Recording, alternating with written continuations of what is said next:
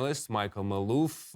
Welcome to the program, sir. Now, a Pentagon spokesperson said the new Army Chief of Staff will carry out the vision of Trump's administration without second-guessing him. What do you make of this claim?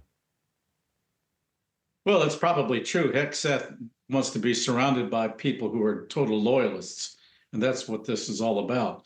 Hegseth and Lenive was a military assistant to Hegseth at one point, so the trust factor is there. As far as General George is concerned, he had a distinguished career. He has Purple Heart and a lot of distinguished service medals. He also, I guess, had the misfortune of being the military assistant to Lloyd Austin, the previous Secretary of Defense in the Biden administration. That right there casts him as a disloyalist, if you will, in the eyes of Hegseth. Hegseth is a lot of Hegseth's attacks lately have been strictly Army generals, Army major generals, and other high-ranking officials. And I think it's sort of a reprisal on his part when he was in the Army, and when the Army basically rejected him for some services during the Biden administration.